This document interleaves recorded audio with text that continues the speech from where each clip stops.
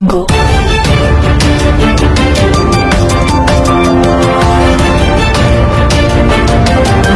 बर्तमान बड़ खबर पाणीपाग को नहीं बड़ सूचना नुआ अपडेट राज्यर 24 जिले में प्रबल अति प्रबल वर्षार संभावना तेज जुलाई 27 पर्यंत ओडिशा रे प्रबल अति प्रबल वर्षा नहीं सतर्क सूचना जारी कला पाणीपाग विभाग। तेज जानिबा डिटेल्स इनफॉरमेशन ता पूर्व वीडियो को लाइक करंतु जदि पारुछंती आपनकर सांग साथी मानको वीडियोटी को शेयर करनतु जदि फ्रेंड्स आपण माने आमर चैनल ले नुआ ही वीडियो देखुछंते पूर्व केबे भी सब्सक्राइब करनाती तेबे निहाती चैनल को सब्सक्राइब करे सहित पाखरे आस्तुवा बेल आइकन को बजाय रखतांतु।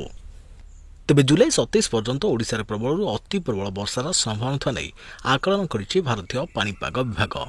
तेबे से सब जिलागुड़िक हूँ ढेंकानाल अनुगुल संबलपुर देवगढ़ कटक जगतसिंहपुर बौद्ध और केन्द्रापड़ार गोटे किंबा दुटी स्थान में प्रबल अति प्रबल वर्षा नहीं पाणीपाग विभाग सूचना देइछे। सेहीपरि पुरी खोर्धा नयगढ़ कंधमाल बलांगीर बरगढ़ झारसुगुड़ा सुंदरगढ़ बालेश्वर भद्रक जाजपुर गंजाम नुआपड़ा और सोनपुर मयूरभंज केन्दुझर गोटे किंबा दुईटी स्थान में प्रबल वर्षा संभावना रही।